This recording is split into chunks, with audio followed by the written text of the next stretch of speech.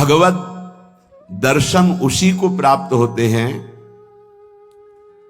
जिसकी भगवत दर्शन की प्रबल उत्कंठा के लिए 4 बातें जीवन में आ जाएं। पहला, नित्य निरंतर नाम जप रसिकों के संग से। शर्त है रसिकों के संग, भजन न होई संग बिन। हे मनमानी नहीं होता, रसिकों के संग से भजन की वृत्ति। प्रमाणित भजन होना चाहिए, आचार्य परंपरा, गुरु परंपरा से। दूसरा, भगवद विग्रह को साक्षात भगवान का स्वरूप मानना। जैसे कुछ ऐसे भाव वाले लोग हैं कि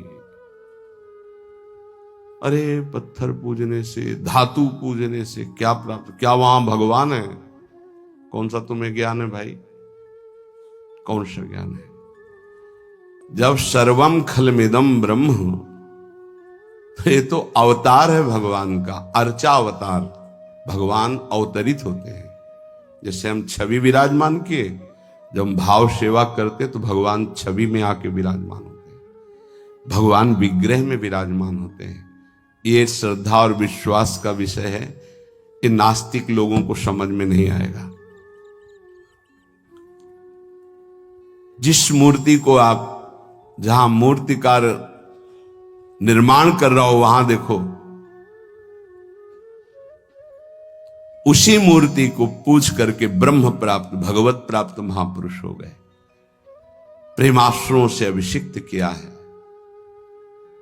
ये बाहर वालों की ऐसों की बातें न सुने, नहीं तो जो छोटी श्रद्धा वाले लोग होते हैं उनकी श्रद्धा नष्ट हो जाती है। अरे क्या है, ऐसे से ऐसा, न वो बोलते हैं, न वो खाते हैं, न देखते हैं, और ऐसे विराजमान। आपको क्या पता है? आपका भाव है क्या? आप जानते नहीं हो। भाव आ जाएगा तो साथ चलते हैं, बोलते हैं, खाते हैं, देखते हैं। भाव का खेल। एक प्रसंग में एक ब्राह्मण बूढ़े के साथ एक जवान तीर्थ यात्रा में गया था। सारांश में बता रहे हैं। ब्राह्मण तीर्थ यात्रा का इच्छुक हुआ, पर उसको लगा कि मेरे बेटे तो हैं, पर धनी होने के कारण वो विलासिता में युक्त हैं, मेरे साथ तो चलेंगे नहीं। अगर कोई जवान आदमी मिल जाए, मुझे तीर्थ यात्रा करवाए, उसे कुछ भेंट पूजा दे देंगे। तो एक गरीब ब्राह्मण का जवान लड़का था, बात की तो उसने कहा हमारा भी सौभाग्य होगा कि तीर्थ यात्रा होगी और आप हमारे पिता तुल्य, आपकी सेवा होगी। समस्त तीर्थों में भ्रमण कराया। जब वृंदावन आए तो बहुत सेवा उसने की। उसका मन बहुत प्रसन्न हो गया। धनी का वृद्ध था तो गोपाल जी के दर्शन कर रहा था। उसने कहा वृंदावन को साक्षी करके, गोपाल जी महाराज सामने हैं, मैं बहुत प्रसन्न हुआ तुम्हारे ऊपर, तुमने इतनी सेवा की। एक बेटी ब्याह योग्य है, मैं तुम्हें ब्याह करवा दूंगा अपनी बेटी से। तो देखो हमने तो नहीं कहा, तुमने कहा है ना, इस बात को ध्यान रखना, वहां जाके भूल मत जाना। ऐसा ही हुआ। सारांश में बता। वो जब गांव पहुंचा तो वृद्ध की हिम्मत नहीं हुई अपने धनी बेटों से कह दे कि बहन का ब्याह उस गरीब के साथ कर दो। काफी दिन हो गए, कोई चर्चा ही नहीं, तो ब्याह की बात थी। उस गरीब ब्राह्मण ने जाके कहा बूढ़े ब्राह्मण से कि आपने कहा था भगवान के सामने कि अपनी बेटी का ब्याह तुम्हारे साथ कर देंगे। तो जवान बेटों के भय से उसने कहा मुझे याद नहीं ऐसा कुछ। याद नहीं? तुमने भगवान के सामने कहा था। और कह रहे हो याद नहीं? तो बेटों ने कहा कि चलो भागो यहां से। भगवान के सामने का बुलाओ, भगवान को अगर साक्षी दे देंगे तो हम बहन का ब्याह कर देंगे। बोले पक्का? तो उनको पता था कि मूर्ति कोई बोलती थोड़ी, चलती थोड़ी। तो उनका हाँ पक्का। बोले पंचों के बीच में बोल दो। पहले गांव में पंचायत होती थी पिंड छुटाने के लिए कि अतरे दिन ये परेशान करेगा। तो उन्होंने कहा पंचों के सामने यदि ठाकुर जी आके गवाही दे दे तो ब्याह करवा देंगे। ओ गरीब आदमी जो कुछ था बेचा फिर वृंदावन आया, ठाकुर जी गोपाल जी से कहा कि महाराज आपके सामने हमारे ब्याह की बात कही थी इस वृद्ध ब्राह्मण ने, आपको गवाही देना पड़ेगा तब हमारा ब्याह होगा। हाँ, कौन सुने। समय हुआ, ठाकुर जी का शयन भोग लगा, पट बंद हो गए, वो बैठे ही रहे बाहर। वाह गोपाल जी महाराज, आप जब बोलोगे तभी हमारा ब्याह होगा और हम तभी यहां से जाएंगे जब आपको साक्षी दें। सब चले गए थे वो अकेले, उसको विश्वास था भगवान है। अंदर से आवाज आई, मूर्ति कहीं चलती है क्या कि चलकर साक्षी दे। बोले महाराज मूर्ति बोलती थोड़ी है, आपने बोला ना तो आओ निकल के बाहर। अब उनके लिए कोई पर्दा है क्या? ललित त्रिभंगी ऐसे। बोले देखो यार, अब तुम्हारे प्रेम के कारण हम बाहर तो निकल आए, तुम उसको यहीं बुला दो, हम यहीं साक्षी। बोले महाराज वो नहीं आएगा, हमारा ब्याह रुक जाएगा, आपको चलना पड़ेगा। बोले चल तो देंगे, लेकिन देखो हम वृंदावन के ठाकुर हैं, हमको तो अच्छा अच्छा माखन मिश्री और सब भगवान ने बहानेबाजी। बोले महाराज हमें पता था कि आप भोगराग के लिए कहोगे तो हमारे पास जो संपत्ति थी बेच के आए, खूब खवाते पियाते चलेंगे महाराज। बोले चलो अच्छा, देखो दृढ़ विश्वास। बोले महाराज हम जानेंगे कैसे कि आप आ रहे हो? बोले मेरे नूपुरों की ध्वनि सुनाई देगी, और देखो लौट कर जहां देख लोगे उससे आगे फिर हम नहीं जाएंगे। ठीक है महाराज, जब भोग लगाने का समय आएगा तो हम बोल देंगे, तब तुम हमारा भोग लगाना, और जब हम चलेंगे तो लौट कर पीछे नहीं देखोगे। ठीक है महाराज। अपने प्रांत पहुंचे, उड़ीसा प्रांत। गांव जब नजदीक रह गया तो सोचा मुड़ के तो देखे, केवल पायले धुनी है, ठाकुर जी भी है। मुड़ के देखा तो श्याम घन साक्षात प्रभु ने कहा देखो तुमने वादा तोड़ दिया, अब हम यहां से नहीं जाएंगे। बोले महाराज अब तो कोई बात नहीं। गांव में दौड़ के गया, गोपाल जी आए, प्रभु आए साक्षी देने के लिए मेरे ब्याह के लिए। पूरा नगर दौड़ पड़ा, पंचायत के सब ने देखा प्रभु विराजमान। अब किसी की हिम्मत थोड़ी थी कि पूछ ले, जबरदस्ती उस बुड्ढे से कहा ब्याह करो, भगवान वृंदावन से साक्षी। आज भी साक्षी गोपाल के रूप में भगवान विराजमान। क्या हुआ? जिसे तुम मूर्ति समझते हो चल के उड़ीसा तक गए और गवाही दी।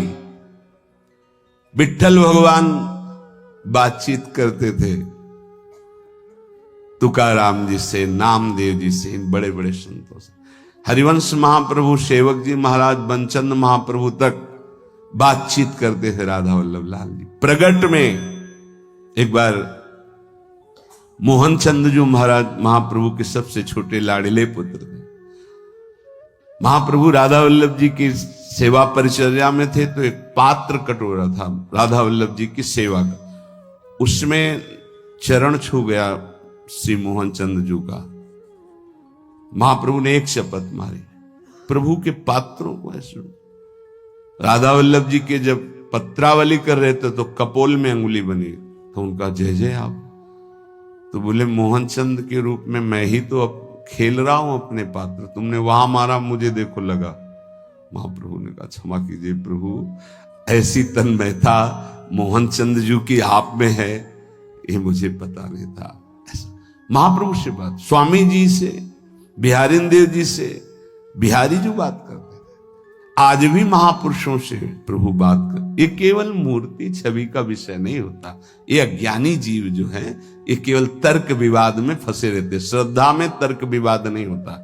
ये तर्क विवाद जहां होने लगे, ऐसी कोई वार्ता होने लगे, श्रद्धालु उपासक को बिल्कुल हट जाना चाहिए। भगवत दर्शन किसको प्राप्त होते हैं? पहला, जो रसिक महापुरुषों के गुरुदेव के अनुसार भजन करता, नाम जप, मंत्र जप। दूसरा, भगवद विग्रह को साक्षात प्रभु मान करके।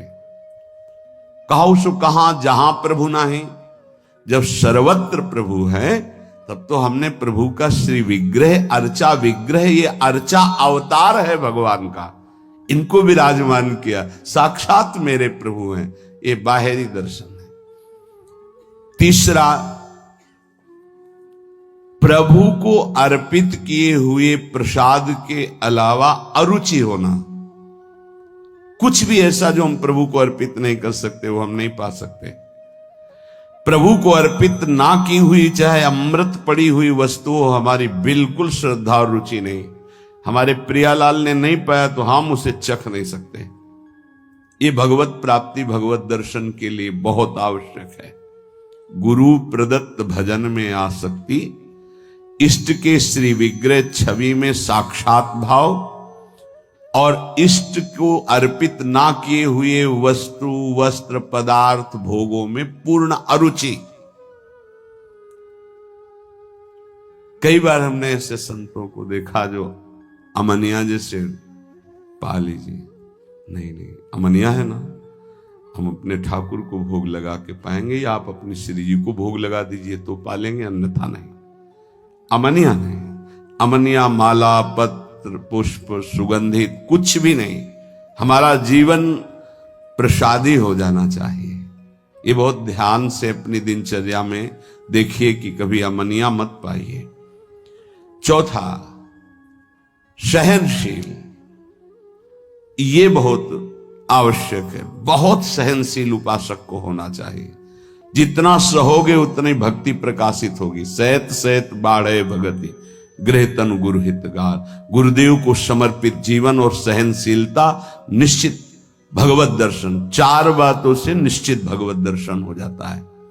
ये बहुत खास बात है जिसको धारण करना बहुत कठिन है, पर गुरु कृपा पात्र बहुत सरल ढंग से इसे निर्वाह कर ले जाता है। क्या? किसी से मतलब नहीं। इस मार्ग के उपासक किसी से मतलब नहीं। पहले तो कहा पीछे वाले में कि जो विषयी पुरुषों का समूह है उनके संग से भयभीत रहे, कभी संग न करे।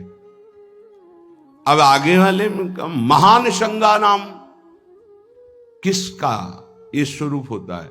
बोले जो वह तो महताम श्री पद रज, महापुरुषों की चरण रज से जिसका शरीर अभिषिक्त है और माथे पे जिसकी चरण रज विराजमान है, गुरुजनों की, संतों की, रसिकों की, वो महान संगानाम सहज मधुरात्म प्रिय कथा। वो निसंग ही नहीं, महान निसंगानाम, जागृत स्वप्न सुषुप्ति कभी भी कहीं भी उसका किसी से संबंध नहीं है, शरीर से भी नहीं। क्योंकि महान संगानाम तभी हो सकता है, शरीर से भी नहीं। यह ज्ञानी जीव जानते नहीं। कहते हैं शरीर तो यहां छूट जाता है, फिर गति किसकी होती है? भगवत प्राप्त। शरीर तो एक कपड़ा है, समझते नहीं हो।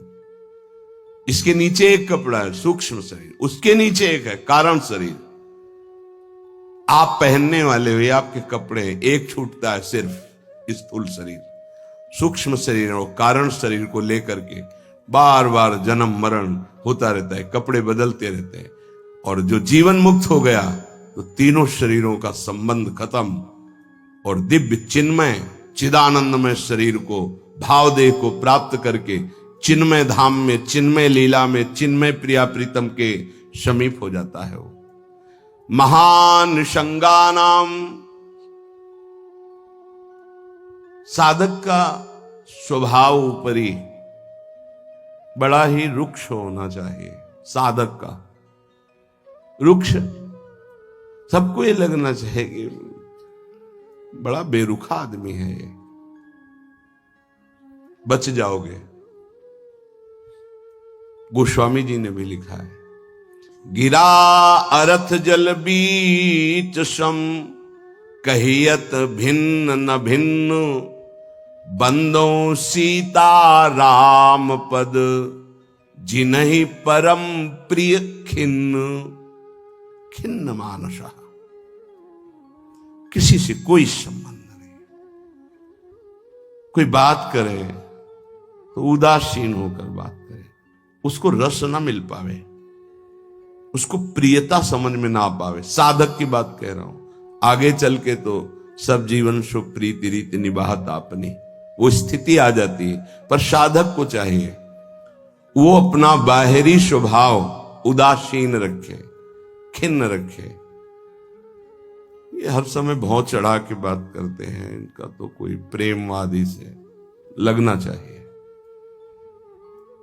मुस्कुरा करके बात करना, ये आगे चलकर आता है। हंसी बोले बहुमान दे, बहुमान किसको दे रहा? आराध्य देव को। वो हंस किससे रहा? आराध्य देव से। साधक की हर समय स्थिति ऐसी नहीं होती, इसलिए उदासीन अति रही गोसाई।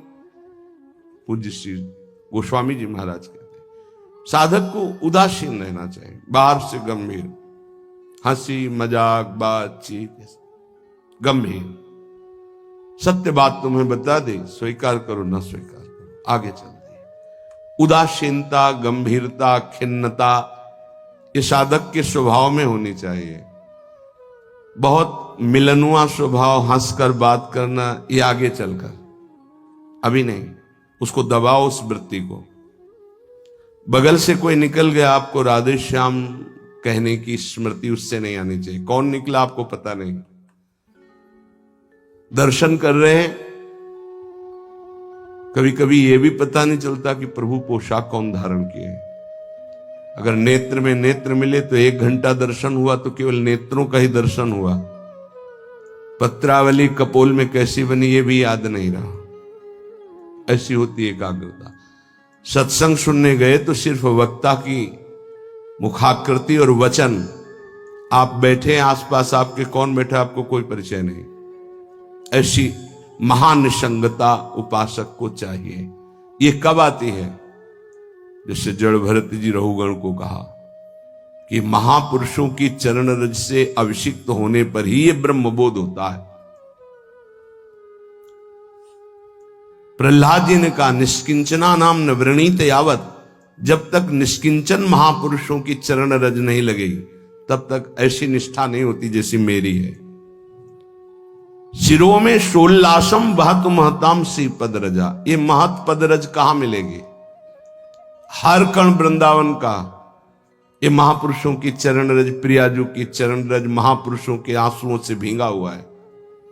जहां की भी रज मिले उसे अपने धरोहर के रूप में, संपत्ति के रूप में, जैसे बहुत बड़ी क्या धरोहर है ये, प्रिया प्रीतम की संपत्ति, प्रेम संपत्ति प्रदान करने वाली। इसे आप लगाओगे तो आप सुरक्षित हो जाओगे। ये कवच है। कई बार शास्त्रों बारे चर्चा हुई है, पर बड़े भाग्यशाली साधक उपासक उपासिका होंगी जो इस बात को स्वीकार किए हैं कि रोज स्नान के बाद शरीर में रज लगाते हैं। ना करते हो तो फिर सुन लो, तुम्हारे हृदय को ये विकार तब तक जलाएंगे जब तक प्रेम रस के योग्य नहीं हो जाएगा। उस जलन को सहने के लिए ये सद्यो वशीकरण चूर्ण मनंत शक्तिम तम राधिका चरण रेणु मनुष्मरामी। ये श्री जी की चरण रज है जो आपको संभालेगी, कवच का काम करेगी। आपके शरीर में चरण रज लगी रहनी चाहिए।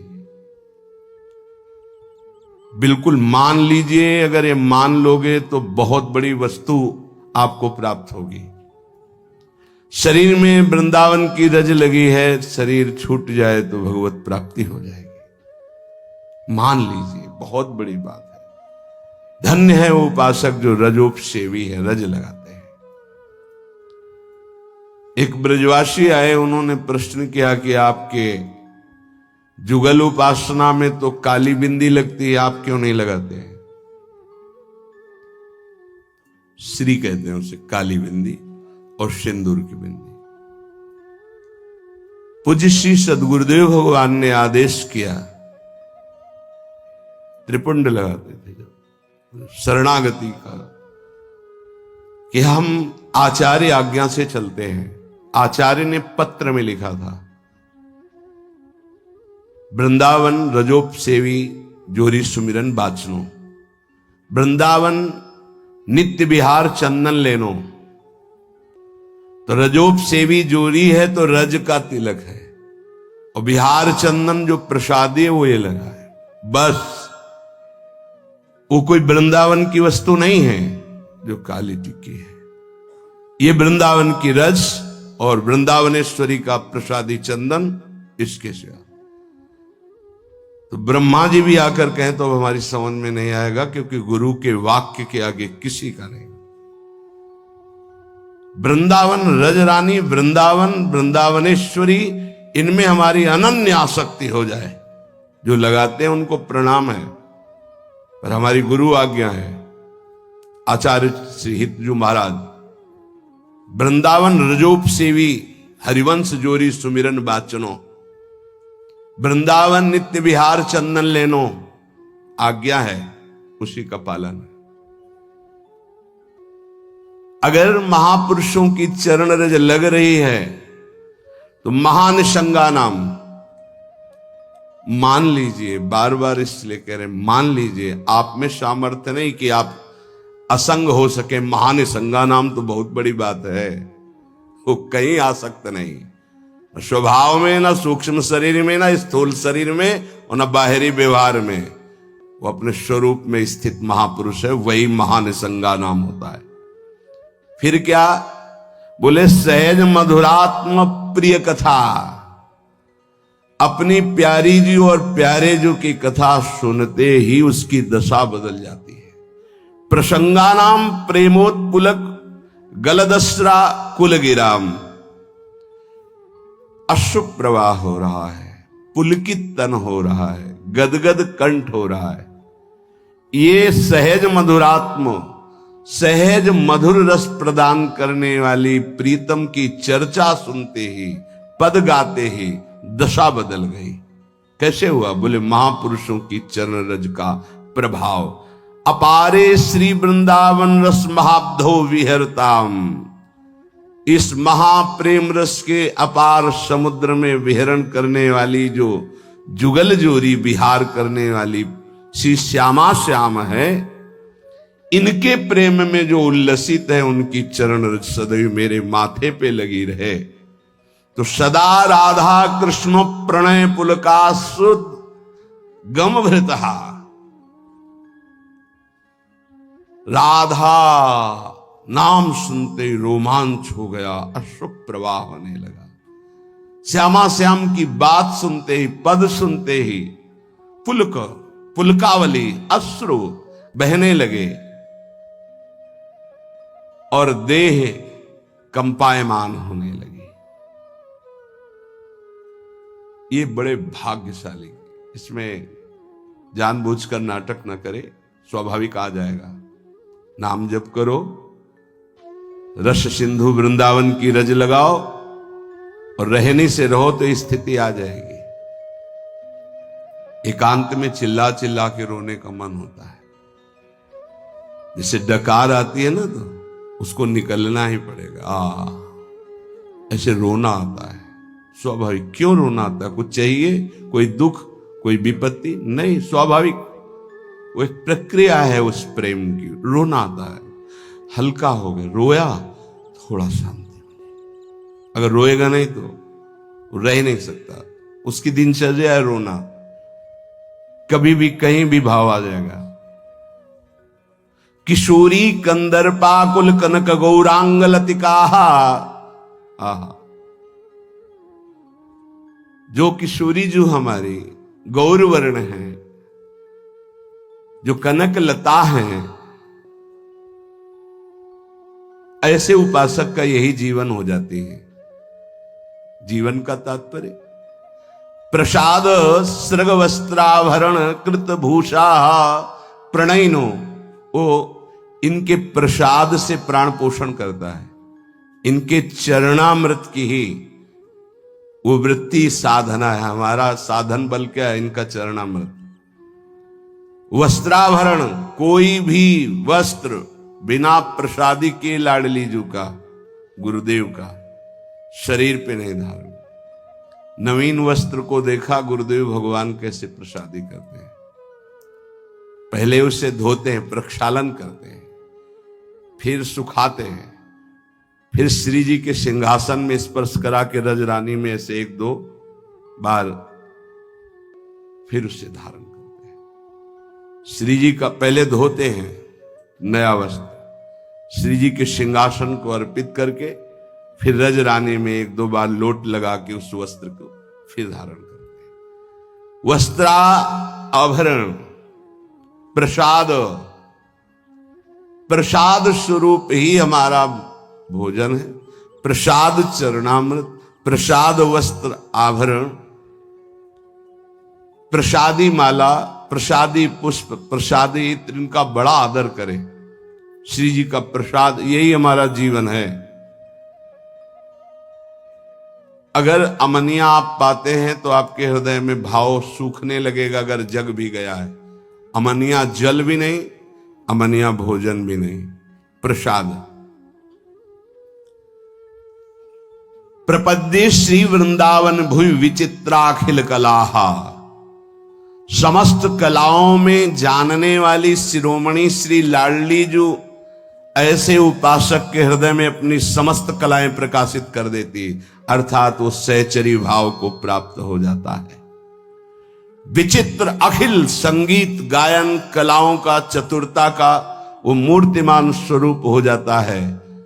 ऐसे में वृंदावन की भूमि में उन प्रेमी जनों का आश्रय लेता हूं जो ऐसे जिनका जीवन हो गया है महानिशंगा नाम, किसी से संपर्क नहीं, और श्री जी के प्रति किशोरी कंदर्पाकुल कनक गौरांग लतिका, जो गौरांगी श्री प्रिया जो हैं, लाडली जो हैं, जो श्याम तमाल की कनक बेल की तरह विराजमान हैं, ऐसी श्री स्वामिनी जी के प्रसादी से ही जिसका जीवन यापन होता है।